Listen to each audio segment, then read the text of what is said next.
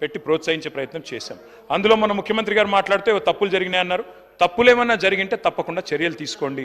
ప్రభుత్వంలో ఒకనాడు రాజీవ్ గాంధీ గారు అన్నారని చెప్పి మొన్న బట్టి విక్రమార్క గారు బడ్జెట్ స్పీచ్లో కూడా చెప్పారు. ఢిల్లీలో రూపాయి విడుదలవుతే కిందికి వచ్చేసరికి 15 పైసలే ఉంటుంది అన్నారు. ప్రభుత్వంలో ఎక్కడెక్కడైనా లొసుగులు ఉంటాయి. ఇప్పుడు సాంకేతిక పరిజ్ఞానం వచ్చింది, ఆధునిక సాంకేతికత వచ్చింది. తప్పకుండా చర్యలు తీసుకోండి. కమర్షియల్ ట్యాక్సెస్ అయినా ఇంకో డిపార్ట్మెంట్లో అయినా మన తప్పులు జరిగింటే లొసుగులు ఉంటే మేము వద్దనట్లేదు అధ్యక్ష. 100% దట్ ఈస్ అ రెస్పాన్సిబిలిటీ. నిన్న సివిల్ సప్లైస్ మినిస్టర్ కూడా చెప్పారు, రెవెన్యూ రికవరీ చట్టాన్ని ప్రయోగిస్తామన్నారు. తప్పకుండా ప్రయోగించండి. మేమేమైనా గతంలో ఇన్కంప్లీట్గా వదిలిపెట్టిపోతే we welcome the government, will fully cooperate with the government sir. మాకు ఎలాంటి డెసిషన్ లేదు. కాకపోతే మీరు వాళ్ళకి మాట ఇచ్చారు 100 రోజుల్లో 2వ విడత గొర్రెలు పంపిణీ అన్నారు. దయచేసి చేయండి. మా రిక్వెస్ట్ గొర్రెలు ఇవ్వకుండా డీడీలు మాత్రం ఇచ్చారు, అది కాదు. తప్పకుండా గొర్రెలు ఇవ్వండి అని కోరుతా ఉన్నాం. హైదరాబాద్లో గతంలో కళ్ళు డిపోలు బంద్ చేసింది సార్, కళ్ళు దుకాణాలు బంద్ చేసిండే. మా ప్రభుత్వం వచ్చినాక వాటిని తెరిచినాం. చెట్ల పన్ను రకం మొత్తం మాఫీ చేసినాం. అదే మాదిరిగా ఆనాడు కేసులు లేకుండా జాగ్రత్తగా చూసుకున్నాము. దాంతోపాటు నీరా పాలసీ తెచ్చినాం. దాన్ని విస్తరించండి. రాష్ట్రంలో 15% రిజర్వేషన్ తెచ్చినాం గౌడన్నలకి. తప్పకుండా వైన్ షాపులో మీరు 25% చేస్తా అన్నారు, చేయండి. We welcome it, we support the government. Mudiraj సోదరులది కూడా మేము కోరుతా ఉన్నాం అధ్యక్ష. ప్రభుత్వంలోకి రాకముందు కాంగ్రెస్ పార్టీ చెప్పింది బీసీ డి నుంచి ఏకి మారుస్తామని చెప్పారు. తప్పకుండా చేయండి. We welcome it, we'll also cooperate with you. అదే మాదిరిగా మీరు చెప్పారు అధ్యక్ష, ఏమని మేము మత్స్య సంపద పెంచాం అధ్యక్ష. మా ప్రభుత్వం ఉన్నప్పుడు ఇన్లాండ్ ఫిషరీస్లో భారతదేశంలో నెంబర్ 1 స్టేట్గా తెలంగాణను చేసి చూపెట్టినాం. దానివల్ల మత్స్య సంపద పెరిగింది. గంగపుత్ర సోదరులకు లాభం జరిగింది, ముదిరాజ్ సోదరులకు లాభం జరిగింది. తప్పకుండా నేను వారిని కోరుతా ఉన్నా, గౌరవ ముఖ్యమంత్రి గారిని. మీరు చెప్పారు బీసీ డి నుండి ఏకి మారుస్తామన్నారు, ఇంకా ఫిషరీస్ని ఎక్స్పాండ్ చేస్తామన్నారు. తప్పకుండా చేయండి, వీల్ వెల్కమ్ ఇట్. బీసీ కులగణన పూర్తి చేస్తామని చెప్పారు. తప్పకుండా చేయాలని చెప్పి నేను వారిని రిక్వెస్ట్ చేస్తా ఉన్నా. స్థానిక సంస్థల ఎన్నికల గురించి వింటా ఉన్నాం. మరి బీసీ కులగణన పూర్తి చేసి పెడతారా, ముందే పెడతారా, ఎప్పుడు ప్రారంభిస్తారు కులగణన? ఎందుకంటే పోయిన సెషన్లో మీరు చెప్పారు, ఇప్పటివరకు ప్రారంభం కాలేదు. నేను చివరిగా మళ్ళొకసారి బీసీ వెల్ఫేర్ విషయంలో చెప్తా ఉన్నా అధ్యక్ష, దయచేసి నేతన్నలు కానీ ఇతరులు కానీ తప్పకుండా వారికి ఇచ్చిన మాట నిలబెట్టుకోవాలని ప్రభుత్వాన్ని కోరుతా ఉన్నాం. ఇంకొక మాట కూడా నేను కోరుతా ఉన్నా అధ్యక్ష, మీరు గిరిజన కుటుంబాలకి రాష్ట్రంలో మీరు చెప్పారు 12 లక్షల రూపాయలు అభయహస్తం పథకం కింద సేమ్ దళితులకు అంబేద్కర్ అభయహస్తం మాదిరిగా గిరిజనులకు కూడా 12 లక్షలు ఇస్తామని చెప్పారు. నిలబెట్టుకోండి, రీఅప్రోప్రియేట్ చేయండి. కావాలంటే ఏదైనా పథకంలో కోత పెట్టండి. తప్పకుండా దానికి కూడా నిధులు కేటాయించాలని నేను కోరుతా ఉన్నాను. ఇంకొక స్పష్టత కూడా ప్రభుత్వం ఇవ్వాలని చెప్పి నేను కోరుతా ఉన్నాను. మేము 4.5 లక్షల ఎకరాలకి పోడు భూములకు పట్టాలు ఇచ్చినాం, రైతు బంధు కూడా ఇచ్చాం. మరి మీరు రైతు భరోసా కంటిన్యూ చేస్తారా చేయరా ఆ పోడు భూములకు దయచేసి చెప్పాలని చెప్పి కూడా నేను కోరుతా ఉన్నాను. మీరు చెప్పారు గిరిజన విద్యార్థులకు 10th పాస్ అయితే 5,000, ఇంటర్ పాస్ అయితే 10,000, డిగ్రీ పీజీ పాస్ అయితే 25,000 ఇస్తామని చెప్పి మేనిఫెస్టోలో చెప్పారు. తప్పకుండా దాన్ని కూడా నిలుపుకోవాలని చెప్పి నేను కోరుతా ఉన్నాను. మైనారిటీల విషయంలో మీరు చెప్పారు మీరు 6 నెలల్లోనే కులగణన పూర్తి చేస్తామన్నారు. కంప్లీట్ చేస్తున్నారు సార్, ఇంకో 15 మినిట్స్లో కంప్లీట్ చేస్తాను సార్. మైనారిటీ సబ్ ప్లాన్ అన్నారు. నేను వారిని కోరుతా ఉన్న ప్రభుత్వాన్ని తప్పకుండా మైనారిటీ సబ్ ప్లాన్ కూడా తీసుకురండి. We will also support you. మీరు ఇమాంలకు మౌజంలకు ఫాస్టర్లకు కూడా ఇస్తామన్నారు. 10,000 రూపాయల చొప్పున నెలకు గౌరవ వేతనం ఇస్తామన్నారు. ఇవ్వాలని చెప్పి కూడా నేను కోరుతా ఉన్నా. మైనారిటీలకు బడ్జెట్ 4,000 కోట్లు పెంచుతామన్నారు. కేసీఆర్ గారు 2,200 దాకా తీసుకొచ్చారు. మీరు 4,000 చేస్తామన్నారు. చేయండి, రీఅప్రోప్రియేట్ చేయండి. మరి మైనారిటీ మినిస్టర్ లేరు, మినిస్టర్ని కూడా ఇవ్వండి. చీఫ్ మినిస్టర్ గారు మైనారిటీని ఒకరిని మినిస్టర్ని చేయండి. ఇది భారతదేశ స్వాతంత్రం వచ్చిన తర్వాత కాంగ్రెస్ ప్రభుత్వాలు భారతదేశంలో ఎన్నోసార్లు వచ్చినాయి. మొట్టమొదటి ప్రభుత్వం ఇది, మైనారిటీ మినిస్టర్ లేని మొదటి ప్రభుత్వం. దయచేసి మైనారిటీలకు రిప్రజెంటేషన్ గవర్నమెంట్లో ఇవ్వండి అని చెప్పి కూడా మేము కోరుతా ఉన్నాం. ఇంకొక మాట కూడా నేను కోరుతా ఉన్నా అధ్యక్ష, నేను మళ్ళీ కోరుతా ఉన్నా. ఇందాక సీఎం గారు లేరు, వారిని నేను కోరుతా ఉన్నా. అధ్యక్ష, మనము మన రాష్ట్రాన్ని ఖర్చు చేయకూడదు. మీరు రేపు మళ్ళీ అమెరికా పర్యటనకు పోతా ఉన్నారు. I wish you all the best Revanth Reddy గారు. డెఫినెట్గా మీ నాయకత్వంలో తెలంగాణ రాష్ట్రం బాగుండాలి. 5 ఏళ్ళు రేవంత్ రెడ్డి గారు, మీకు అనుమానం వద్దు, 5 ఏళ్ళు మీరు ముఖ్యమంత్రిగా అక్కడే కూర్చోవాలి. ఇచ్చిన అన్ని హామీలు నెరవేర్చాలని చెప్పి కూడా నేను కోరుతా ఉన్నాను. మీరు ఇచ్చిన హామీలు నెరవేర్చండి అని కోరుతున్నాను తప్ప వేరే అనట్లేదు. తప్పకుండా మీకు నేను I wish you all the best in America tour also. తప్పకుండా ఆ విషయంలో కూడా మీకు సహకరిస్తాం. కానీ రాష్ట్రాన్ని ఖర్చు చేయడం మంచిది కాదు. రాష్ట్రం దివాలా తీసిందని, రాష్ట్రం బాగాలేదని ఇందాక మీరు రాకముందు చాలా చెప్పాను నేను. తప్పకుండా మీరు దయచేసి మరింత ఎఫర్ట్ పెంచాలని చెప్పి కూడా మరి చేయాలని చెప్పి కూడా నేను కోరుతా ఉన్నాను. అధ్యక్ష, రాష్ట్ర సంపద సృష్టించాలి అంటే ప్రగతిశీల పాలసీస్ ఉండాలి. ఇప్పటిదాకా కొత్త పాలసీస్ రాలేదు. I'm sure the government is working. I'm not at all disputing that they are not working, they are working hard. కొత్తగా గవర్నమెంట్లోకి వచ్చారు, చిన్న వయసులో వారికి అవకాశం వచ్చింది. తప్పకుండా ముఖ్యమంత్రి గారు కానీ మంత్రులు కానీ కష్టపడుతున్నారు. మంచి పాలసీలు తెండి, we welcome it. Skill university అన్నారు, వీల్ వెల్కమ్ ఇట్. అదే మాదిరిగా ప్రోగ్రెసివ్ పాలసీస్ తెండి, ప్రగతిశీల పాలసీస్ తెండి. కానీ తిరోగమన నిర్ణయాలు కరెక్ట్ కాదు. నేను ముఖ్యమంత్రి గారికి చెప్తా ఉన్నా, ఎంఏఎన్యూడి కూడా వారి దగ్గర ఉంది కాబట్టి చెప్తా ఉన్నా. ఒరిజినల్గా మేము డిజైన్ చేసింది ఏంటి సార్ అంటే, ఎయిర్పోర్ట్కి 3 రకాల కనెక్టివిటీ ఉండాలి మెట్రో అని డిజైన్ చేశాం. అందులో మొదటి phase Shamshabad outer ring road మీదుగా ఎందుకు తీసుకుపోయే ప్రయత్నం చేసినామంటే ఒకటే కారణం, ఎందుకంటే అందులో ల్యాండ్ అక్విజిషన్ లేదు. ఏమైందంటే రాజశేఖర రెడ్డి గారి ప్రభుత్వంలో ఓఆర్ఆర్ ప్లాన్ చేసినప్పుడు గౌరవనీయులు జైపాల్ రెడ్డి గారు అర్బన్ డెవలప్మెంట్ మినిస్టర్, మా సబితా ఇంద్రారెడ్డి గారు ఎప్పుడు చెప్తా ఉంటారు, ఆనాడు ఓఆర్ఆర్ డిజైన్ చేసినప్పుడు జైపాల్ రెడ్డి గారు ఏం చెప్పారు, రాజశేఖర రెడ్డి గారు ఏం చెప్పారు, చాలాసార్లు చెప్తా ఉంటారు సబితక్క. ఆ రోజు ఒక మాట చెప్పారు, 500 ఫీట్ల రోడ్ ఎందుకు అని మాట్లాడితే, లేదు ముందు చూపుతో మనం చేయాల్సిందే, అందులో రైల్ కారిడార్ కూడా ఉండాలని చెప్పి అధికారులు సూచిస్తున్నారు, చేయాలన్నారు. ముఖ్యమంత్రి గారు మేము తీసుకోవడానికి కారణం, అక్కడ ఓఆర్ఆర్కి శంషాబాద్కి తీసుకొని పోవడానికి మేము మైండ్ స్పేస్ నుంచి తీసుకున్న కారణం ఏంటంటే 10 లక్షల మంది ఐటీ ఉద్యోగులు ఉన్నారు, నిరంతరం ట్రావెల్ చేస్తూ ఉంటారు. ఇప్పుడు ఓఆర్ఆర్ కూడా కంజెస్టెడ్ అయింది, మీరు తిరుగుతుంటారు, మీరు కూడా మీకు తెలుసు. నా రిక్వెస్ట్ ఏమంటే అధ్యక్ష, మేము 3 రకాల మార్గాలు డిజైన్ చేశాం. ఒకటి మైండ్ స్పేస్ నుంచి శంషాబాద్ దాకా, రెండవది ఫలక్ నుమా మీదుగా డైరెక్ట్గా ఎయిర్పోర్ట్కి, ఈరోజు వారు ఏదైతే P7 రోడ్ అంటున్నారో దాని మీదుగా, మూడవ మార్గం కూడా హయాత్ నగర్ నుంచి అటు నుంచి కూడా తీసుకోవాలనుకున్నాం. మాకేం అభ్యంతరం లేదు, మీరు రద్దు చేశారు, సరే మీ ఇష్టం, ప్రభుత్వం మీది, మీరు నడపండి, మేము వద్దనట్లేదు. కానీ మేము తీసుకున్న దానికి కారణం చెప్తా ఉన్నాం ముఖ్యమంత్రి గారికి. ఓఆర్ఆర్ మీద అయితేనేమో రైల్ కారిడార్ ఆల్రెడీ ఉండింది, జీరో ల్యాండ్ అక్విజిషన్ ఫాస్ట్గా చేయొచ్చు, 2 ఏళ్లలో కంప్లీట్ చేయొచ్చు. ఎందుకంటే ప్రభుత్వంలో ఉన్న వాళ్ళు ఏం కోరుకుంటాం అధ్యక్ష, ప్రజలతో శభాష్ అనిపించుకోవాలని కోరుకుంటాం. మేము కూడా అట్లే అనుకున్నాం, తొందరగా పూర్తి చేసి ప్రజలతో శభాష్ అనిపించుకోవాలి, మంచి పని చేయాలనుకున్నాం. ముఖ్యమంత్రి గారు నేను అడుగుతా ఉన్నాం, టెండర్ కూడా పూర్తయింది, రద్దు చేశారు, పునఃపరిశీలించండి, అవకాశం ఉంటే పునఃపరిశీలించండి, వద్దనుకుంటే మీ ఇష్టం. అధ్యక్ష ఇంకొక మాట, ఫార్మాసిటీ రద్దు చేశామన్నారు. ఫార్మాసిటీ రద్దు విషయంలో కూడా నేను ప్రభుత్వాన్ని కోరుతా ఉన్నా అధ్యక్ష, దయచేసి పునఃపరిశీలించండి. ఎందుకంటే the land acquisition was conditional. అందులో ఏం చెప్పాము అధ్యక్ష, ఫార్మాసిటీ కోసమే భూసేకరణ చేస్తున్నామని భూసేకరణ చట్టాన్ని ప్రయోగించి తీసుకున్నాము. మీరు ఇతర అవసరాలకు ఆ భూమిని వాడే పరిస్థితి ఉండదు. దయచేసి గౌరవ ముఖ్యమంత్రి గారిని నేను కోరుతా ఉన్నాను, ఇది మీరు లీగల్ అడ్వైస్ తీసుకోండి. I'm saying this with utmost sincerity, Revanth Reddy గారు లీగల్ అడ్వైస్ తీసుకోండి, ఎందుకంటే చట్టపరమైన ఇబ్బందులు రాకూడదు. మీ ఆలోచన ఎట్లా ఉన్నా భూసేకరణ విషయంలో మల్లెడ్డి రంగారెడ్డి గారు నేను ఒకటే అడుగుతా ఉన్నా అధ్యక్ష, మల్లెడ్డి రంగారెడ్డి గారిని నేను కోరుతా ఉన్నా, మీరు లేవనెత్తారు కాబట్టి చెప్తా ఉన్నా అధ్యక్ష, ఇది కాంగ్రెస్ ప్రభుత్వం. అధ్యక్ష వారిని ఆర్డర్లో పెట్టండి మరి. అధ్యక్ష నేనేమన్నా అంటే అధ్యక్ష ఇది కాంగ్రెస్ పార్టీ ఎన్నికలకు ముందు ఇచ్చిన మాట ఏమంటే, ఫార్మాసిటీ రైతులకు ఇచ్చిన మాట చేస్తున్నాను సార్. ఫార్మాసిటీకి ఇచ్చిన మాట, ఫార్మాసిటీ విషయంలో కాంగ్రెస్ పార్టీ ఏం చెప్పింది అంటే, కోమటిరెడ్డి వెంకటరెడ్డి గారు ఆనాడు ఎంపీ అధ్యక్ష, వారు చెప్పారు, అదేవిధంగా కోదండ రెడ్డి గారు చెప్పారు, రేవంత్ రెడ్డి గారు చెప్పారు, బట్టి విక్రమార్క గారు కూడా చెప్పారు అధ్యక్ష, ఫార్మాసిటీ భూములు తిరిగి వెనక్కిస్తాము అని స్పష్టంగా చెప్పారు. మేమేం అడుగుతున్నాం అధ్యక్ష, ఫార్మాసిటీ భూములు సార్ ఇదేం సార్, ఇది మొత్తము కంక్లూడ్ చేయమని చెప్పండి సార్. ఇది 1 hour 50 minutes సార్.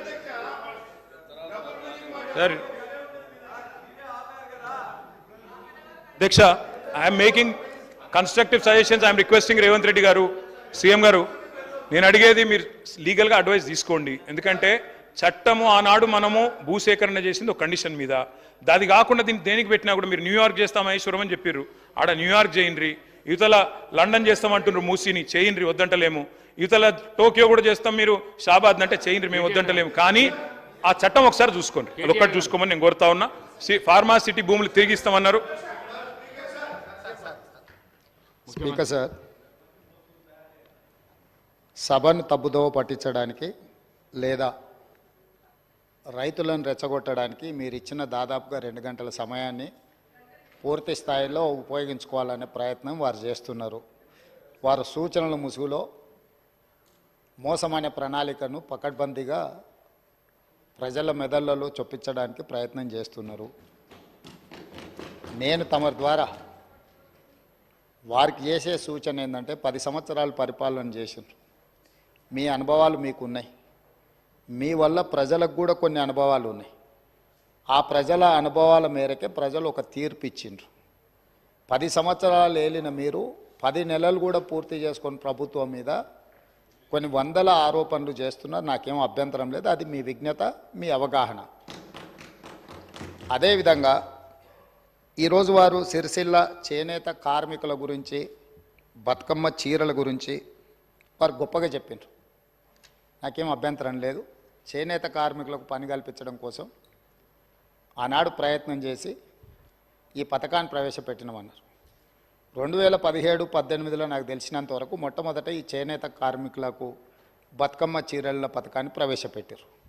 నేను సూటిగా వారిని అడుగుతున్న ఒకటే మాట, అక్కడ ఇక్కడ డొంక తిరుగుడు కాకుండా మీరు ఈ పథకాన్ని ప్రారంభించిన సంవత్సరం మీరు సిరిసిల్లలో నేత కార్మికులకు పనిచ్చి బతుకమ్మ చీరలు తీసుకొచ్చి ఆడబిడ్డలకు పంచిపెట్టినరా, లేకపోతే మీ బినామీలకు కాంట్రాక్ట్లు ఇచ్చి సూరత్ వెళ్ళి సూరత్లో మీ తూకం కింద చీరలు తీసుకొచ్చి చీరల సైజు కంటే సైజు తక్కువ కట్ చేసి దండి కొట్టి ఆడబిడ్డలకు పంచిపెడితే ఆడబిడ్డలు తిరుగుబాటు చేసి ఇవి బతుకమ్మ చీరలు ఆడబిడ్డలు కట్టుకునేటివి కావు అని చెప్పి ఆడబిడ్డలు తిరుగుబాటు చేసిన మాట వాస్తవం కాదా?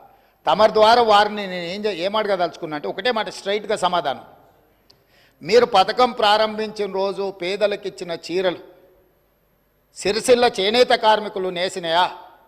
సూరత్కి వెళ్ళి కిలోల కింద తూకంలో కొనుక్కొచ్చి కమిషన్లు కొట్టి పేదలను మోసం చేసిండ్రా లేదా వారు చెప్పాలి. నెంబర్ 1 అధ్యక్ష. నెంబర్ 2, వారు అధికారం కోల్పోయేటప్పటికి మీరు అదే సిరిసిల్ల చేనేత కార్మికులకు 275 కోట్ల రూపాయలు బతుకమ్మ చీరల బకాయిలు పెడితే మా ప్రభుత్వం వచ్చిన తర్వాత మా మంత్రి పొన్నం ప్రభాకర్ గారు, మా ఆది శ్రీనివాస్ గారు వస్తే 100 కోట్ల రూపాయల బకాయిలు విడుదల చేసింది నేనా కాదా? ఓసారి రికార్డులు చూసుకోవాలి అధ్యక్ష. అదేవిధంగా అధ్యక్ష, అదేవిధంగా ఎయిర్పోర్టుకు మెట్రో రైల్ గురించి చాలా విషయాలు వారు మాట్లాడినరు. దాన్ని మళ్ళా ఇంకొక సందర్భంలో నేను వివరంగా చెప్తాను దాని మీద. కానీ వారిని నేను అడిగే ప్రశ్న, ఎంఎంటీఎస్ శంషాబాద్ దగ్గర ఉమ్నాబాద్ వరకు ఎంఎంటీఎస్ వచ్చింది.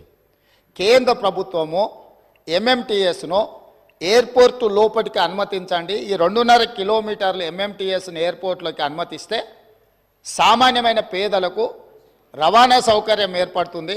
హైదరాబాద్ మహానగరాన్ని నుంచి అంతర్జాతీయ ఎయిర్పోర్ట్కు ఎంఎంటీఎస్ ఏర్పాటు చేస్తామని కేంద్ర ప్రభుత్వం దాదాపుగా 7 సంవత్సరాలు 2.5 కిలోమీటర్లు భూమి ఆ ఎంఎంటీఎస్ నిర్మించడానికి అడిగితే మేము ఇవ్వము, ఈ పథకమే అక్కర్లేదు అని ఎంఏయుడి మినిస్టర్గా ముఖ్యమంత్రిగా చంద్రశేఖరరావు గారు, తారక రామారావు గారు కేంద్ర ప్రభుత్వం అతి తక్కువ ఖర్చుతో అంతర్జాతీయ ఎయిర్పోర్ట్కు ఎంఎంటీఎస్ నిర్మిస్తామంటే వద్దని తిరస్కరించిన మాట వాస్తవమా కాదా? ఒకవేళ మీరు కాదు అంటే ఆ వివరాలు అన్నీ కూడా తీసుకొచ్చి సభలో పెట్టి సభ ద్వారా తెలంగాణ ప్రజలందరికీ కూడా వారు ఎందుకోసం ఎంఎంటీఎస్ పేదలకు ఉపయోగపడే జస్ట్ 2.5 కిలోమీటర్స్ ఉమ్నాబాద్ నుంచి ఎయిర్పోర్ట్ లోపలికి అనుమతి ఇవ్వకపోవడానికి గల కారణము, దీని వెనకాల ఉన్న కుట్ర, దీని వెనకాల ఉన్న ఆర్థిక రాజకీయ ప్రయోజనము ఏందనేది కూడా ఈరోజు తెలంగాణ ప్రజలకు తెలవాలి. మూడవది, ఈరోజు ముచ్చర్ల దగ్గర భూసేకరణకు సంబంధించి వారికి వారే ఊహించుకుంటుండ్రు, వారికి వారే కాయించుకుంటుండ్రు, వారికి వారే రెచ్చగొట్టే ప్రయత్నం చేస్తున్నారు, వారికి వారే భూసేకరణలో కండిషన్స్ పెట్టినమంటుండ్రు. మళ్ళీ ఇవన్నీ చెప్తూనే మీరు న్యూయార్క్ చేయండి, మీరు డల్లాస్ చేయండి, నేను ఎప్పుడూ మీలాక ఓల్డ్ సిటీని ఇస్తాంబుల్ చేస్తా అని, వరంగల్ని లండన్ చేస్తా అని, కరీంనగర్ని న్యూయార్క్ని చేస్తా అని ఇట్లాంటి అబద్ధాలు నేను ఎప్పుడు చెప్పలే. ట్యాంక్ బండులో నీళ్లను కొబ్బరి నీళ్ళలాగా చేసి ఎత్తుకొని తాగేటట్టు చేస్తా అని నేను ఎప్పుడు చెప్పలేదు అధ్యక్ష. నేను స్పష్టంగా తమరి ద్వారా వారికి ఏమైనా అనుమానం ఉంటే ఈరోజు అక్కడ భూసేకరణకు సంబంధించి ఫార్మాసిటీతో పాటు అలైడ్ ఇండస్ట్రీస్ కోసం భూసేకరణ చేస్తున్నాం నోటిఫికేషన్లు ఇచ్చిండ్రు. కావాలంటే ఆ నోటిఫికేషన్ నేను అధికారులకు చెప్పి తెప్పిస్తాను. దాంట్లో ఉన్న కండిషన్స్ ఏంది, ఏ మేరకు అక్కడ భూసేకరణ జరిగింది, భూసేకరణకు నోటిఫికేషన్ ఇచ్చిండ్రు అనే దాన్ని నేను స్పష్టంగా వారికి చెప్తాను అధ్యక్ష. ఈరోజు ఆజమాబాద్ ఇండస్ట్రియల్ ఏరియా ఆనాడు ఇండస్ట్రీస్ పర్పస్కు అదర్ పర్పస్కు గవర్నమెంట్ ఇచ్చింది. ఈనాడు ఈ ప్రభుత్వము వాటిని మొత్తం రెసిడెన్షియల్ కింద మార్చుతామని పాలసీ మార్చుకోలేదా అధ్యక్ష? దాంతో భూసేకరణ భూమి అంతా బద్దలైపోయిందా? ఈరోజు ప్రభుత్వం ఫార్మా అండ్ అలైడ్ ఇండస్ట్రీస్తో పాటు అక్కడ నేను తమ ద్వారా వారికి ఈ మహానగరంలో పెట్టుబడులు పెట్టే పెద్ద కంపెనీలకు ఉద్యోగ ఉపాధి అవకాశాలు కల్పించే సంస్థలకు నేను చెప్పదలుచుకున్నా. అక్కడ skill university, young India skill university రేపు సాయంత్రం 4 గంటలకు ప్రారంభించబోతున్నాం. ఇంతగా ప్రోత్సహిస్తామని చెప్పిండు కదా. ప్రతిపక్ష పార్టీ నుంచి వచ్చి భాగస్వామ్యం చేయండి. ఈరోజు హైటెక్ సిటీ దగ్గర ఉన్న నేషనల్ అకాడమిక్ ఆఫ్ కన్స్ట్రక్షన్ ఎన్ఏసిని మేము అక్కడికి షిఫ్ట్ చేసి పెద్ద ఎత్తున స్కిల్ సెమీ స్కిల్డ్ అందరికీ నిరుద్యోగ యువకులకు నేర్పించాలి. అక్కడికి దాన్ని బదిలీ చేసి అక్కడ పెద్ద ఎత్తున వ్యవస్థను ఏర్పాటు చేయాలనుకుంటున్నాం.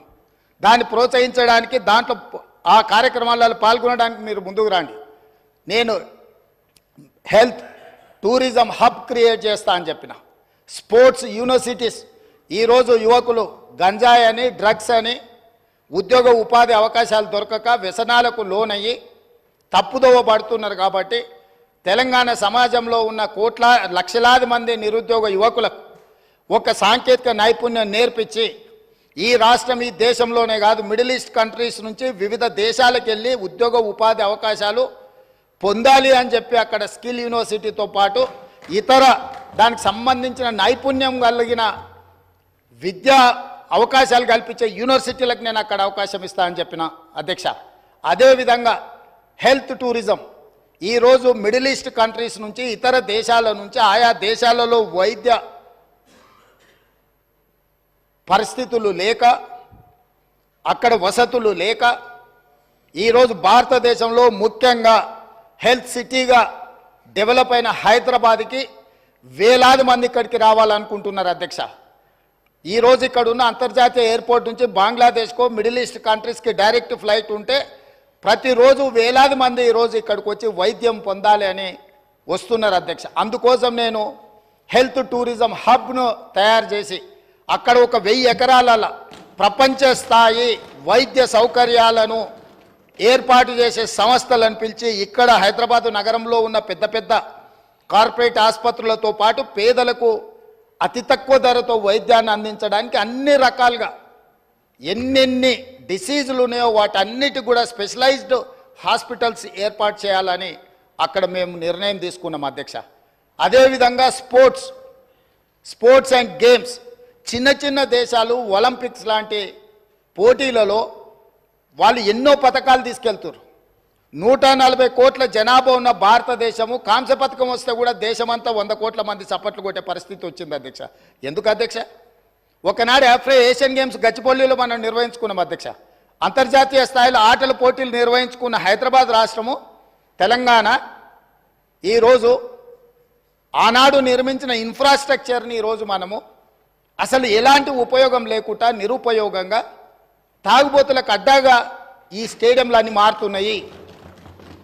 అందుకే ఈరోజు ఉన్న స్టేడియంలతో పాటు అక్కడ ఒక స్పోర్ట్స్ యూనివర్సిటీని పెట్టి అంతర్జాతీయ ప్రమాణాలతో ఈ దేశంలో ఉండే యువకులకు అందరికీ ఇక్కడ శిక్షణ ఇవ్వడానికి అన్ని ఏర్పాట్లు చేయాలని మేము అక్కడ ప్రయత్నం చేస్తున్నాం అధ్యక్ష.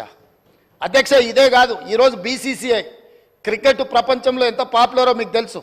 సిరాజ్ మొన్ననే వరల్డ్ కప్లో మన హైదరాబాద్ నుంచి 12th క్లాస్ చదువుకున్న యువకుడు, పెద్దగా చదువు పీజీలు PhDలు డాక్టరేట్లు చేయకపోయినా 12th క్లాస్ చదువుకున్న ఒక హైదరాబాద్ నగరం నుంచి ఒక సామాన్యమైన కుటుంబంలో నుంచి వచ్చిన సిరాజ్ క్రికెట్లో ఇండియాకు ప్రాతినిధ్యం వహించి కప్పు గెలిపించుకొని వస్తే ఈరోజు మినహాయింపులు రేపు క్యాబినెట్లో చెప్పిన నేను అతనికి అన్ని మినహాయింపులు ఇచ్చి అతనికి ఒక గ్రూప్ 1 స్థాయి ఉద్యోగం ఇవ్వాలని నిఖత్ జరీన్ మనకు ఒలింపిక్స్లో మెడల్ తీసుకొస్తే ఆవిడకు ఉద్యోగం ఇస్తామని చెప్పి ప్రభుత్వం ఇంతవరకు ఇవ్వకపోతే క్యాబినెట్లో పెట్టి రేపటి క్యాబినెట్లో నిఖత్ జరీన్కి ఒక గ్రూప్ 1 స్థాయి ఒక DSP స్థాయి ఉద్యోగాన్ని ప్రభుత్వ ఉద్యోగాన్ని ఇవ్వాలని చెప్పి ఇవాళ యువకులకును క్రీడల వైపు ప్రోత్సహించాలన్న ఆలోచనతో అక్కడ ఒక స్పోర్ట్స్ యూనివర్సిటీ ఒక స్పోర్ట్స్ హబ్ చేయాలనుకుంటున్నాం అధ్యక్ష.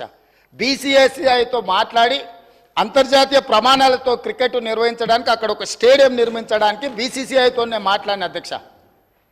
ఈ విధంగా ఒక్కొక్కటి ప్రపంచ స్థాయిలో అంతర్జాతీయ ప్రమాణాలు కలిగిన అన్నింటినీ ఆ ముచ్చెర్ల ప్రాంతంలో తీసుకొచ్చి ఈరోజు ఫార్మా వార్ సిటీ అన్నారు, నేనన్న ఫార్మా విలేజ్లు అన్నా. పొల్యూటెడ్ ఇండస్ట్రీని మొత్తం తీసుకొచ్చి ఒక 25,000 ఎకరాలలో పెడితే వారు అమెరికాలో చదువుకొని వచ్చి వారికి తెలుసు. నెవార్క్ ఎయిర్పోర్ట్ పక్కన ఇట్లనే అన్ని పొల్యూటెడ్ ఇండస్ట్రీస్ పెడితే లాస్ట్గా నగరమే మొత్తం తరలిపోవాల్సిన పరిస్థితి వస్తే ఆ ఇండస్ట్రీని ఇంకెక్కడికో పంపించారు. అదెందుకు అధ్యక్ష? మీకు నాకు వారికి తెలుసో తెలియదో నాకు తెలియదు. దిల్సుఖ్నగర్ ప్రాంతంలో వారికి ఎంత పరిచయం ఉందో. ఒక సిరీస్ కంపెనీ 30 ఎకరాలలో ఉంటే కొన్ని వేల ఎకరాల ఆ ప్రాంతంలో కలుషితమైపోయి బోర్ వేసుకుంటే ఆ నీళ్లతో అన్నం వండుకుంటే వెనకటికి సారె పెట్టుకొస్తే పసుపు బియ్యం వండేటోళ్ళు తెలుసు కదా, పచ్చగా ఎల్లోగా. అట్లా సామాన్యులు ఆ బోర్ నీళ్ళతో వంట వండుకుంటే పసుపు బియ్యం వండుకొని తిన్నట్టుగా ఉండి ఆ ఏరియాల కలుషితం. కేవలం 30 ఎకరాలలో ఉన్న సిరీస్ ఫ్యాక్టరీతోని మొత్తం చైతన్యపురి దిల్సుకున్నారు. ఆ ప్రాంతమే పూర్తిగా కలుషితం అయిపోయింది అధ్యక్ష. ఆ ఫ్యాక్టరీని తొలగిస్తే కానీ తొలగించినాక ఈరోజు కూడా ఇంకా భూమిలో ఆ కలుషితం ఇంకా కొనసాగుతూనే ఉంది అధ్యక్ష. అందుకే నేను ఆ ఏరియాలో ఇట్లాంటి పొల్యూటెడ్ ఇండస్ట్రీ కాకుండా జినోమ్ వ్యాలీలో ఏదైతే ఫార్మా రిలేటెడ్ ఇండస్ట్రీస్ ఉన్నాయో, ఫార్ములేషన్స్ అంటే ట్యాబ్లెట్స్ చేసేటివి ఉన్నాయో, R&D ఉందో, రీసెర్చ్ అండ్ డెవలప్మెంట్, ఇప్పుడు IDPL బంద్ అయిపోయింది అధ్యక్ష. ఇట్లాంటివన్నిటిని కూడా అక్కడ ఒక 4000 ఎకరాలలో ఒక అద్భుతంగా ప్రపంచానికి ఇవాళ వ్యాక్సిన్, కోవిడ్ వ్యాక్సిన్ ఎవరు తయారు చేసిండ్రు అధ్యక్ష? ప్రపంచంలో 4 వ్యాక్సిన్లు ఉంటే 3 వ్యాక్సిన్లు మనం తయారు చేసినాం అధ్యక్ష. భారతదేశంలో 4 వ్యాక్సిన్లు వస్తే 3 మన దగ్గర ఉన్నాయి, ఒకటి పూణే నుంచి వచ్చింది. సో ఈరోజు ఫార్మాకి మనం అధ్యక్ష, అదేవిధంగా మా మిత్రుడు శ్రీధర్ బాబు గారు ఉన్నారు. ఇవాళ ఆర్టిఫిషియల్ ఇంటెలిజెన్స్ ఈరోజు ప్రపంచాన్నే ఏలుతుంది. ఈరోజు ఏం కావాలన్నా అద్భుతాలు సృష్టిస్తుంది. ఆర్టిఫిషియల్ ఇంటెలిజెన్స్ ఈరోజు అగ్రికల్చర్కి అగ్రికల్చర్ కూడా మొత్తం దాన్ని అనుసంధానం చేసి ఇతర వృత్తులకు అనుసంధానం చేసి ఈరోజు ప్రపంచం అంతా ఐటీ రంగం నుంచి ఆర్టిఫిషియల్ ఇంటెలిజెన్స్ అటువైపు వెళ్తున్నది అధ్యక్ష. అక్కడ 200 ఎకరాల ఒక ఆర్టిఫిషియల్ ఇంటెలిజెన్స్ హబ్ను పెట్టి ప్రపంచ స్థాయిలో పేరుగాంచిన సంస్థలను అక్కడ తీసుకొచ్చి అక్కడ ఏర్పాటు చేయాలని మేము ప్రయత్నం చేస్తున్నాం అధ్యక్ష. రోజుకు 18 గంటల అధికారులను సమన్వయం చేసుకుంటూ ప్రపంచంలో ఉన్న ప్రతి ఒక్కరిని మేము సంప్రదిస్తూ ముందుకెళ్తున్నాం. ఈ ఆర్టిఫిషియల్ ఇంటెలిజెన్స్ గురించి మేము చర్చించుకునేటప్పుడు ఏదో ప్రశ్న వచ్చింది, ఆర్టిఫిషియల్ ఇంటెలిజెన్స్కు కేటీఆర్కు పోలికేంది అని ఎవరో ఇట్లా వాళ్ళు మాట్లాడుతా ఏదో అడిగినారు అధ్యక్ష మా మంత్రి గారికి. అంటే ఒక ఆయన సమాధానం చెప్పిండు, ఆర్టిఫిషియల్ ఇంటెలిజెన్స్లో కేటీఆర్ గారు 100% ఆర్టిఫిషియల్, 0 ఇంటెలిజెన్స్ అని చెప్పిండ్రు అధ్యక్ష. సో ప్రభుత్వం చేస్తున్న పనులను మీరు ఎప్పుడైనా మీరు అడగొచ్చు, మీరు చెప్పొచ్చు, మీరు ప్రభుత్వం చేస్తున్న పనులను వివరాలు తెలుసుకోవచ్చు. ప్రతిపక్షం చెప్పడానికి మాకేం అభ్యంతరం లేదు.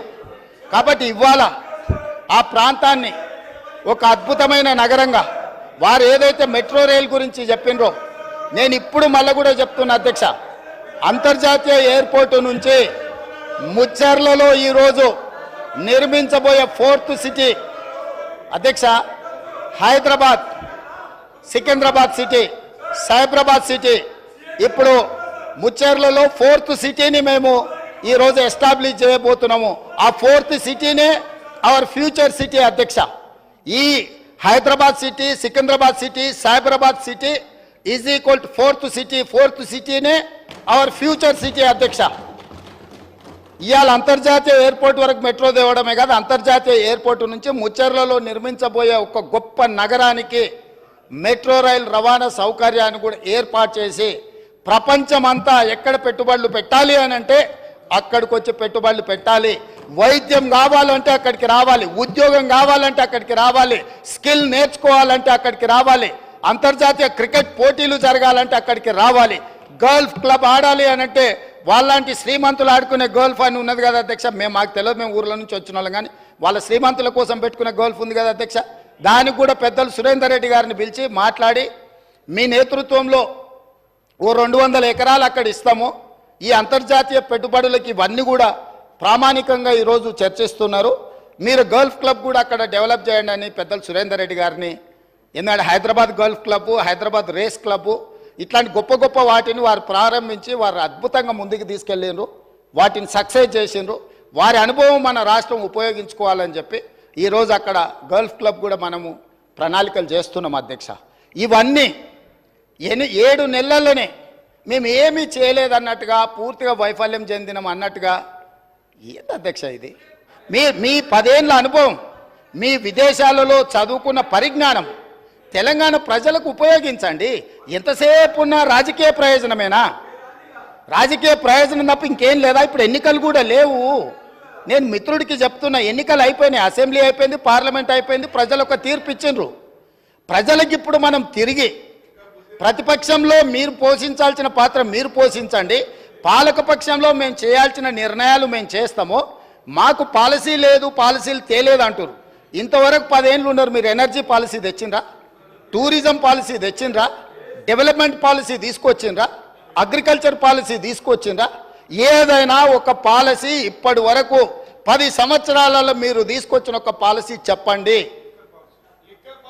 అదొక్కటి మాత్రం వచ్చింది. ఇంకా నేను అనదలుచుకోలేదు, అంత లోతుకు వెళ్ళదలుచుకోలేదు, ఎందుకంటే అనవసరమైన విషయాలు సభలో మనం ఎక్కువ చర్చించడం వల్ల ఉపయోగం లేదు. కాబట్టి అధ్యక్ష, వారికి ఓపిక ఉండాలి, సహనం ఉండాలి. అనుకోకుండా అవకాశం వచ్చింది, 10 సంవత్సరాలు మంత్రిగా కొనసాగిండ్రు, సంతోషపడుండ్రి. తెలంగాణ సమాజం ఇంత ఇచ్చింది మీకు.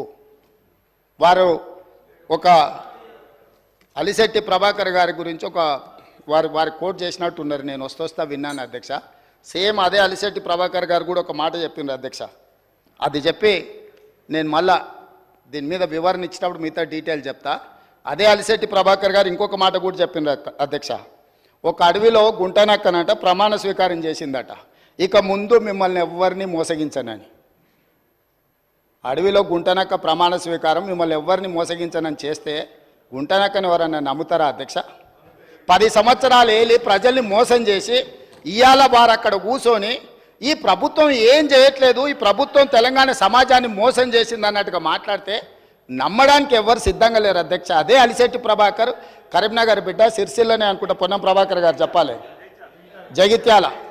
వారు చెప్పిందే కూడా మన కళ్ళ ముందల ఉంది అధ్యక్ష. కాబట్టి దయచేసి తారక రామారావు గారికి నా సూచన ఒక్కటే, సరే పెద్దలు వారు రాలేదు, వారి అనుభవంతో మాకేమైనా సూచనలు ఇస్తారని ఎదురు చూసిన, చీల్చి చెండాడుతా అని అంటే ఎందుకైనా మంచిదని బుల్లెట్ ప్రూఫ్ జాకెట్ కూడా తోడుకొని వచ్చినాం అధ్యక్ష. మా వెంకటరెడ్డి గారు అయితే 10 గంటలకు అసెంబ్లీ అని అంటే 9:30కే వచ్చి కూర్చున్నాడు, అదేందో చూద్దామని చెప్పి. ఒక సినిమాలో మీకు తెలుసు కదా అధ్యక్ష, నేను ఊరు బయట ఉన్న కొండను ఎత్తుతా మీరు రాండి అని సవాల్ ఇస్తుండే ఒక ఆయన. ఊరంతా వచ్చిందారే ఎట్లెత్తుతాడో చూద్దామని. ఇంకా పేల్వాన్ కూడా కొండ దగ్గరకు వచ్చిండు, వచ్చి మొత్తం జబ్బలు జరుచుకొని తొడలు కొట్టుకొని చెప్పిండట, మీరు అందరు కలిసి ఎత్తి నా మీద పెట్టుండి మోసి చూపిస్తా అని. గట్లనే ఉంది అధ్యక్ష వాళ్ళ చీల్చి చెండాడు కూడా. కాబట్టి దయచేసి ఇప్పటికైనా ఇప్పటికైనా ప్రభుత్వం అధ్యక్ష, ఈ ప్రభుత్వం విధానపరమైన నిర్ణయాలు తీసుకుంటుంది, ఈ ప్రభుత్వం పాలసీలు తీసుకొస్తుంది, ఈ ప్రభుత్వం రైతు పాలసీ తీసుకొస్తుంది, అంటే వ్యవసాయ పాలసీ తీసుకొస్తుంది, ఈ ప్రభుత్వం స్పోర్ట్స్ పాలసీ తీసుకొస్తుంది, ఈ ప్రభుత్వం ఆర్టిఫిషియల్ ఇంటెలిజెన్స్కు సంబంధించిన పాలసీ తీసుకొస్తుంది, ఐటీ అండ్ ఇండస్ట్రీస్ పాలసీ తీసుకొస్తుంది ప్రభుత్వము, ఎనర్జీ పాలసీ తీసుకొస్తుంది ప్రభుత్వము. మేము తీసుకొచ్చే పాలసీలల్లా మీరు సలహాలు సూచనలు ఇవ్వండి. ధరణి మీద కూడా మేము పాలసీ తీసుకొస్తాం. ఇవాళ రేపు మా రెవెన్యూ శాఖ మంత్రి గారు ఇప్పటి వరకు చేసిన ఎక్సర్సైజ్ అంతా ధరణి రిలేటెడ్ కూడా, దానికి సంబంధించి ఏమేం విషయాలు పాలసీ మేము తీసుకురావాలనుకుంటున్నాం తప్పకుండా మా మంత్రి గారు చెప్తారు. వారు కూడా ఏమైనా సలహాలు సూచనల అనుభవం ఉంటే వారిని ఉపయోగించాల్సిందిగా 2 గంటలు తీసుకున్నారు అధ్యక్ష. 2 గంటల సరిగ్గా 2 గంటలు మాట్లాడినారు.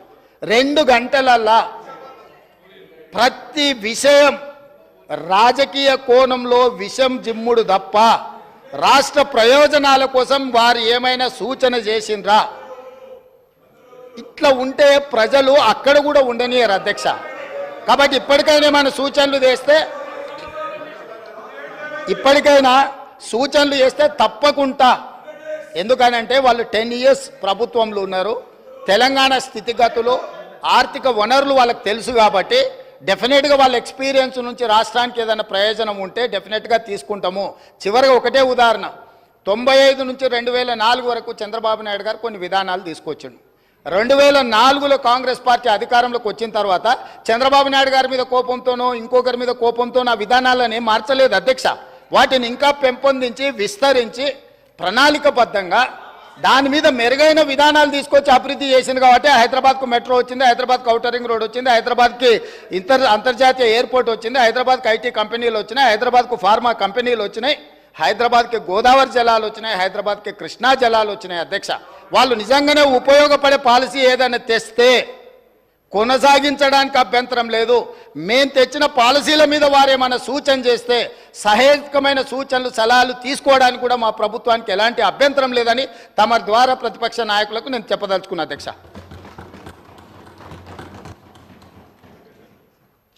I thank the Honorable Chief Minister for his intervention, sir. చాలా విషయాలు చెప్పారు, ధన్యవాదాలు సార్. గౌరవ ముఖ్యమంత్రి గారికి నేను అనేది ఒకటే సార్, మీరు పాలసీలు తెస్తామన్నారు. ఇప్పటివరకు అయితే తెచ్చిన పాలసీ అయితే ఇది లేదు. మీకు ఇప్పటివరకు ఏ పాలసీ లేదు. జలసీ తప్ప కేసీఆర్ అంటే ఏ పాలసీ లేదు మీకు. అది మీ ప్రారంభం, మేము చేయగలిగింది ఏం లేదు. అధ్యక్ష వారే అన్నారు అధ్యక్ష ఇది ముఖ్యమంత్రి గారి స్టేట్మెంటు పత్రికల్లో వచ్చింది, నేను వారికి పంపిస్తాను, దయచేసి చూసుకోండి. మహేశ్వరం వెళ్ళినప్పుడు ఏం చెప్పారు? New York like city to be developed at Maheshwaram. ఇది నేను చెప్పలేదు, ఇది ముఖ్యమంత్రి గారు చెప్పినట్టుగా పత్రికల్లో వచ్చింది. తప్పైతే ముఖ్యమంత్రి గారిని చెప్పమానండి. ఇది రెండోది చెప్పారు అధ్యక్ష, Thames like make over for Musi. ఇది చెప్పారు, అంటే లండన్ని మూసీ కాడ కడతాము, మహేశ్వరం కాడ న్యూయార్క్ కడతామని వారు చెప్పారు, చూసుకోండి. రెండోది అధ్యక్ష, వారు కొన్ని ప్రశ్నలు అడిగారు. ఆర్టిఫిషియల్ ఇంటెలిజెన్స్ అన్నారు. సరే, ఎవరి ఇంటెలిజెన్స్ ఏంటో ప్రజలు తెలుస్తారు, మాకేం బాధ లేదు. మేము కొంత చదువుకుని వచ్చినాం అధ్యక్ష, మా నాన్నగారు చదివిచ్చారు. నేను 2 మాస్టర్ డిగ్రీలు చేసిన. పూణేలో రాహుల్ గాంధీని అంటుర్రా, ఎవరిని అంటున్నారు? సరే, పూణేలో నేను మాస్టర్స్ చేసిన బయోటెక్నాలజీలో. తర్వాత న్యూయార్క్ ఎంబీఏ చదువుకున్నా, అంతో ఇంత చదువుకున్నా, ఉద్యోగం చేసిన. గుంటూరులో కూడా ఇంటర్మీడియట్ చదువుకున్నా. సరే, నేను అంతటా చదివినా. సరే, నేను చదువుకున్నా, సర్టిఫికేట్లు చూపెట్టే పరిస్థితి నాకు ఉంది. వాళ్ళు ఎక్కడ చదువుకున్నారో తెలియదు, ఏం చదువుకున్నారో తెలియదు. నేను మాత్రం చదువుకున్నా, కష్టపడ్డా, ఉద్యోగం సంపాదించుకున్నా. అదే ఉద్యోగం ఇది ఇండియాకి వచ్చినా. మరి నాకు ఇంటెలిజెన్స్ ఉందా లేదా అంటే నేను పోటీ పరీక్షలు రాసిన, జీవితంలో ఇంటర్వ్యూలు అటెండ్ అయినా. మరి ముఖ్యమంత్రి గారి గతం ఏందో నాకు తెలియదు, రకరకాలుగా చెప్తుంటారు కానీ నాకు గతం తెలియదు. నేను అనేది ఒకటే అధ్యక్ష, ఎవరి ఇంటెలిజెన్స్ ఏందో వారు ఇప్పుడేం మాట్లాడినరో నేనేం మాట్లాడినరో మీరు కూడా విన్నారు. నేను వారిని ఏం అనను సార్, ఎందుకంటే వారు ఎలా అదృష్టం. రేవంత్ రెడ్డి గారు వారు అదృష్టవంతులు, కష్టపడ్డారు. నేను I say this with utmost sincere. Revanth, I say this with utmost sincerity. ఒక్క నిమిషం ఆపండి బ్రదర్, ఇట్లా అరే I'm saying something nice about him, listen. సి అయ్యా మీకు తెలియదు, ఆగండి అధ్యక్ష. నాకు రేవంత్ రెడ్డి గారు దాదాపుగా 20 ఏళ్ళ నుంచి తెలుసు, ఒక 18 ఏళ్ళ నుంచి తెలుసు. 2006-07 నుంచి, అంతకంటే ముందు నుంచి కూడా తెలుసు. పరిచయం, మిత్రుడు. మేము కలిసి ఇదే హౌస్లో శాసనసభ్యులుగా కూడా ఉన్నాం. చాలాసార్లు బయట కూడా మాట్లాడుకున్నాం, చాలా సందర్భాల్లో కలిసి మాట్లాడుకున్నాం, ఫ్రెండ్లీగానే ఉండేటోళ్ళం. సరే, లాస్ట్ 10 yearsలో చెడింది అది వేరే విషయం అనుకోండి. అధ్యక్ష, I wish my friend luck. ఎందుకంటే చిన్న వయసులో మీరు సీఎం అయిన రేవంత్, ఐ కంగ్రాచులేట్ యూ. ఎందుకంటే కష్టపడ్డారు, దక్కా మొక్కిలు తిని మొత్తానికైతే తప్పే ఉంది బ్రదర్. ఆయనకు లేని అభ్యంతరం మీకెందుకు? సరే, రేవంత్ రెడ్డి గారు అరే కుసో స్వామి, ఎందుకు దీనికి? I use to call him Revanth only. What is your problem? సరే, ఓకే. రేవంత్ రెడ్డి గారు మీ వాళ్ళకి బాధ అవుతున్నట్టు కుసో అధ్యక్ష. సభానాయకుడిని ఆయనకు లేని బాధ మీకెందుకు స్వామి? అధ్యక్ష, రేవంత్ రెడ్డి గారికి అరే నేనేమన్నా భయ్, అరే నేనేమన్నా అసలు? Okay, I withdraw my word. కూర్చోండి. I withdraw my word. కూర్చో. I withdraw my word sir. ఏకవచనంతో వారిని సంబోధించినందుకు బాధ కలిగితే I withdraw my word. KTR గారు సభానాయకుడిని ఏకవచనంతో వాడొద్దనేది సాంప్రదాయం మీకు కూడా తెలుసు. ఎందుకంటే మీరు సీనియర్ శాసనసభ్యులు, మీరు అది విత్డ్రా చేసుకున్నారు, సంతోషం. ప్లీజ్ కూర్చోండి సార్. స్పీకర్ సార్, వారిలాగా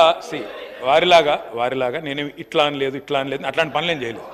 నేనేమంటున్నా అంటే అగౌరవంగా నేను మాట్లాడలేదు. I have the composure and dignity to address the Honorable Chief Minister as Chief Minister. He was a friend. So ఒకసారి ఏదో పొరపాటున నోరు జారి రేవంత్ అన్నాను, దానికి మీకు బాధ అయితే నేను విత్డ్రా చేసుకుంటున్నా అని చెప్తాను. Okay, right. ఇక వారు కొన్ని ప్రశ్నలు అడిగారు అధ్యక్ష, వారికి నేను చెప్పాలి అధ్యక్ష. వారు అన్నారు, మరి నేను ఇట్లా చేయాలనుకుంటున్నాను, ల్యాండ్ ఎక్విజిషన్, తర్వాత అక్కడ హెల్త్, టూరిజం, స్పోర్ట్స్, స్కిల్స్, ఇంకా చాలా చెప్పారు. I welcome it sir, we welcome it. South Telangana, south of Hyderabad should be developed. My friend has been fighting for it, Akbar Owaisi साहब. पहाड़ी शरीफ के पास, मामडीपल्ली के पास भी अपना एक इरादा था, एक मंशा था कि वहाँ पे भी IT पार्क बनाए. मैं रिक्वेस्ट करना चाहता हूँ चीफ मिनिस्टर साहब से, आप पहाड़ी शरीफ पे भी करिए, जरूर करिए. अगर माहेश्वरम पे भी करिए, पहाड़ी शरीफ पे भी करिए. साहब, मैं एक और चीज़ भी कहना चाहता हूँ. వారు అన్నారు, రేపు సవిత గారు రావాలి, మీరు కూడా రండి, పార్టిసిపేట్ చేయండి. ప్రోటోకాల్ పాటిస్తే తప్పకుండా వస్తాం. ప్రోటోకాల్ పాటించండి. వారిని పిలవండి. మేము మీ దగ్గర కూడా వచ్చినాం సార్. ఓడిపోయిన వాళ్ళని తీసుకొచ్చి అక్కడ కూర్చోబెట్టి వేదిక మీద ఓడిపోయిన వాళ్ళు కింద మాత్రం పరాజితులు, వేదిక మీద విజేతలు కింద అంటే తప్పు సార్. అది ఈ హౌస్లో అందరికీ ఒకటే రకమైన మర్యాద ఉండాలి. సబితక్కని పిలవండి, ప్రోటోకాల్ పాటించండి, స్థానిక శాసనసభ్యురాలకు గౌరవం ఇవ్వండి. తప్పకుండా వస్తాం. ఎందుకు రామ్ సార్, నిర్మాణాత్మక కార్యక్రమాల్లో 100% వస్తాం. అధ్యక్ష, వారన్నారు ఆజామాబాద్ ఇండస్ట్రియల్ ఏరియా గురించి అన్నారు. ఆజామాబాద్ ఇండస్ట్రియల్ ఏరియా గురించి I request the honourable chief minister to please know the facts. Azamabad industrial area allot చేసింది దాదాపు 40-50 ఏళ్ల కిందట, సబ్జెక్ట్ టు కరెక్షన్, దశాబ్దాల కిందట. దాని పర్పస్ నెరవేరిన తర్వాత తప్పకుండా దాన్ని కన్వర్ట్ చేసుకునే అధికారం ప్రభుత్వానికి ఉంటుంది. ఆ పర్పస్ ఏదైతే ఇండస్ట్రీ పెట్టారు, నడిపారు, కొంత కాల పరిమితి కూడా ఇచ్చింటారు కండిషనల్ అలాట్మెంట్లో, అది నెరవేరిన తర్వాత మార్చుకోవచ్చు. కానీ ఏ పర్పస్తోనైతే ల్యాండ్ ఎక్వైర్ చేశారో ఆ పర్పస్ నెరవేరకుండా మీరు అక్కడేదో వేరే చేస్తానంటే మాత్రం తప్పకుండా చట్టం అడ్డం వస్తుంది. దయచేసి చూసుకోవాలని ముఖ్యమంత్రి గారికి I'm alerting you sir, I'm alerting you, rest is yours. తర్వాత మీరు అన్నారు కొన్ని విషయాలు నాకు సూటిగా సమాధానం చెప్పన్నారు, సూటిగానే చెప్తున్నా.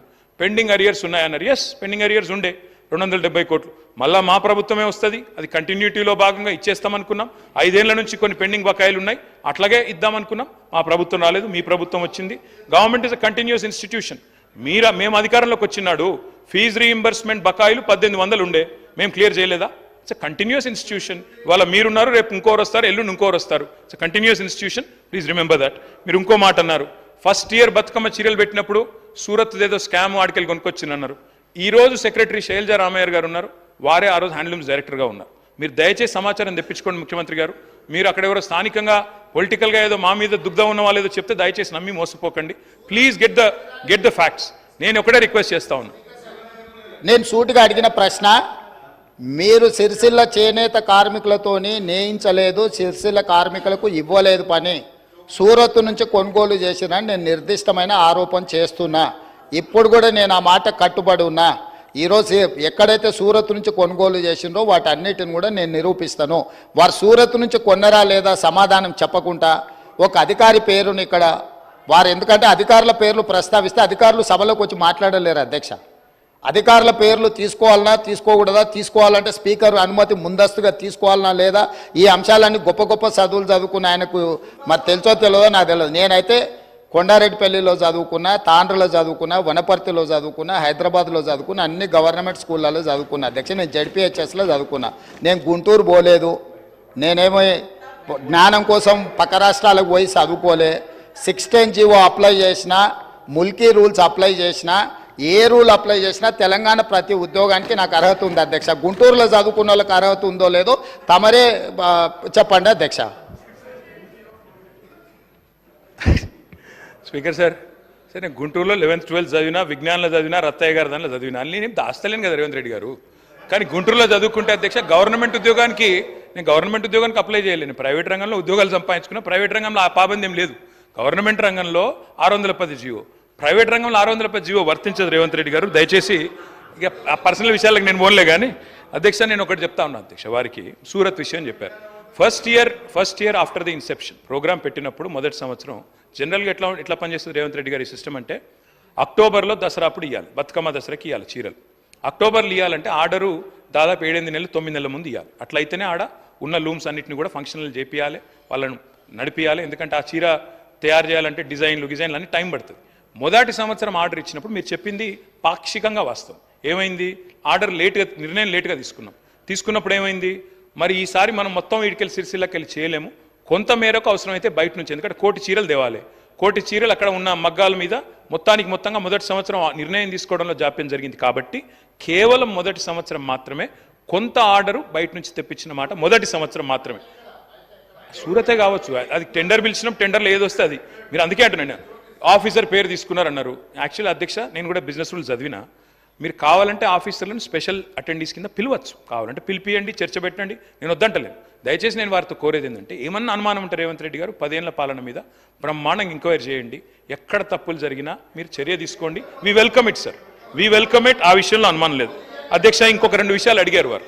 ఎంఎంటీఎస్ అడిగారు, ఎంఎంటీఎస్ ఎయిర్పోర్టు ఉమ్దానగర్ గురించి అడిగారు. ఆ టైంలో అప్పుడున్న ప్రభుత్వంలో కరోనా తర్వాత నిజానికి కొంత ఇబ్బంది అయిన మాట వాస్తవమే. ఆ రోజు మేము ఎంఎంటీఎస్ ముందుకు తీసుకొని పోవాలనుకున్నా కేంద్ర ప్రభుత్వ సహకారం కూడా మాకు ఆశించినంత రాలేదు. ఇప్పుడు మీరెట్లయితే వివక్షాన్ని ఒలిపెడుతున్నారో మేము కూడా గట్లే పెట్టినాం. ఈరోజు మీకు తత్వం బోధపడ్డది మాకు అప్పుడే అర్థమైంది. కాబట్టి అది మా తప్పు కాదు. చివరిగా అధ్యక్ష నేను ఇంకొక 10 మినిట్స్లో ముగిస్తాను అధ్యక్ష. అధ్యక్ష నేను ఇంకొక మాట అధ్యక్ష, నిన్న మొన్న నేను పవర్ డిమాండ్ కూడా చర్చ విన్నాను అధ్యక్ష. కేటీఆర్ గారు. వారు ఏం చెప్పారు అధ్యక్ష మినిస్టర్ గారు? కేటీఆర్ గారు, మీకు అవకాశము 10 గంటల 7 నిమిషాలకు మీకు అవకాశం ఇచ్చిన, ఇప్పుడు 12:25 అవుతుంది. ఇంటర్వ్యూను ఒక అర్ధగంట జరిగింది. 1 గంట 55 నిమిషాలు ఇప్పటిదాకా మీరు మాట్లాడింది. 1 గంట 55 నిమిషాలు మాట్లాడింది. ప్లీజ్ కన్క్లూడ్ చేయండి సార్. గౌరవ శాసన సభాపతి గారికి ఐ వాంట్